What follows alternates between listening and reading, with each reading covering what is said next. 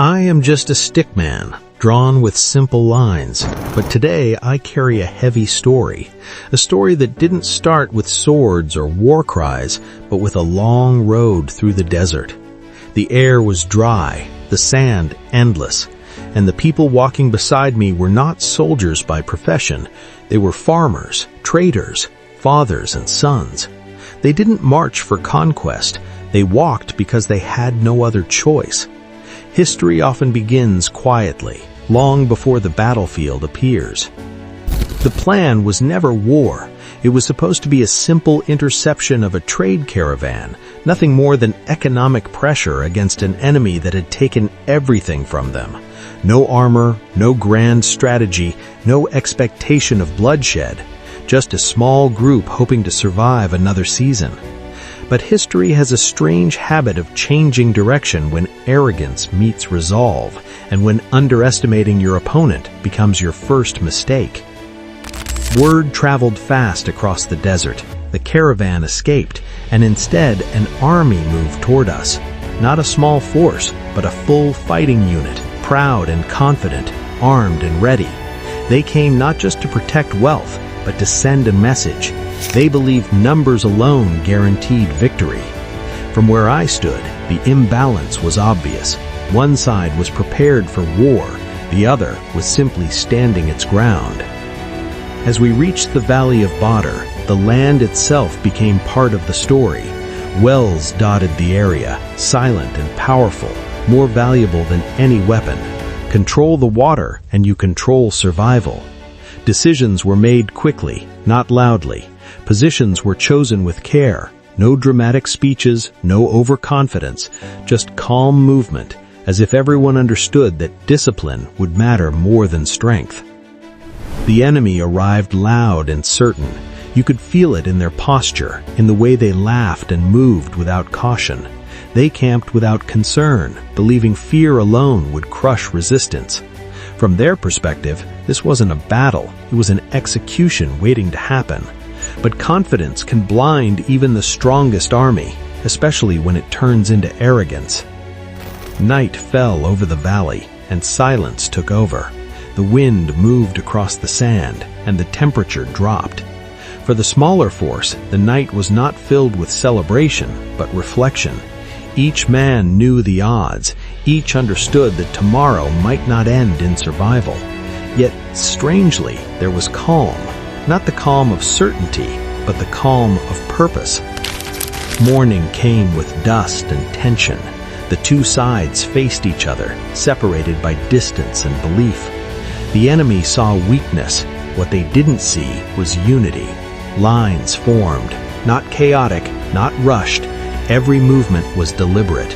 When the first clash happened, it wasn't explosive, it was controlled, focused, like a spark instead of a wildfire. The battlefield didn't explode into chaos immediately. Small engagements happened first, testing resolve rather than strength, and something unexpected began to unfold. The larger army hesitated. Commands became unclear. Individuals fought bravely, but not together. On the other side, despite exhaustion and fear, movements stayed coordinated. Discipline quietly outperformed numbers. As the fight intensified, morale became the real weapon. Every time the smaller force held its ground, confidence grew. Every time the larger force stumbled, doubt spread. Fear doesn't arrive all at once. It leaks in slowly. A step back here, a glance over the shoulder there. The battlefield began to tilt, not because of power, but because of belief. The valley echoed with movement, not screams. Dust blurred vision. Sunlight reflected off shields and steel. In the chaos, leadership mattered more than ever. Orders stayed clear on one side. On the other, pride shattered coordination. Warriors fought alone instead of as a unit, turning strength into vulnerability. This was no longer about numbers, it was about control. At a critical moment, the larger force broke formation. What looked impossible moments earlier suddenly became real. Retreat replaced confidence. Panic replaced strategy. The desert, once a place of dominance, turned into a trap. Movement slowed, confusion spread. Victory does not always arrive loudly. Sometimes it arrives quietly, when the enemy realizes too late that they've already lost. By the end, the battlefield was silent again. The dust settled. The impossible had happened. A smaller, less equipped force had won against overwhelming odds, not through superior weapons, but through discipline, leadership, and unity. History would remember this as a turning point, but standing there, it felt more like a lesson than a triumph.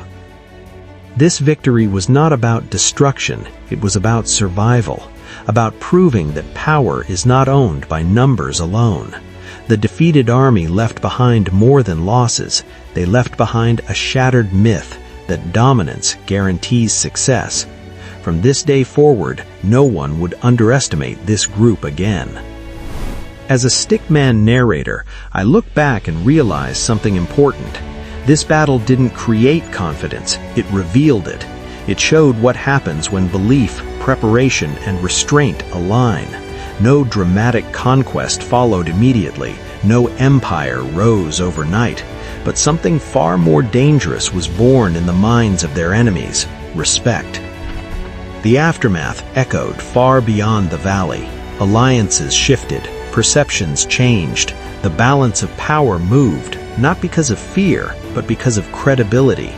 People began to understand that this was not a movement driven by chaos, but by structure, not fueled by rage, but by purpose. Badr became more than a battle. It became a reference point, a reminder that underestimating resolve can cost more than overestimating strength. Military thinkers would later describe it differently, but at its core, the lesson stayed simple. Strategy beats size, discipline beats arrogance, unity beats noise. If you look at modern warfare, the same principles apply. Control resources, maintain structure, protect morale. Never assume the fight is already won. Badr fits perfectly into the timeless pattern of underdog victories that reshape history. That's why this story still matters, even centuries later. Standing here now, the valley looks ordinary, just sand and wind. But history doesn't live in monuments alone. It lives in moments where expectations collapse, where the predicted outcome fails, where belief carries people beyond logic. That is where real stories are born. This was not the end of conflict, but it was the beginning of recognition. From this day forward, nothing would be the same. The world had learned a lesson, not written in ink, but in dust and discipline. And all of it started here, in a quiet valley called Badr. I may just be a stickman drawn in simple lines, but some stories are too powerful to need detail. Victory doesn't always look heroic. Sometimes it looks calm, focused, unshakable. And when history asks how the impossible happened, the answer is simple. They believed, and they stood their ground.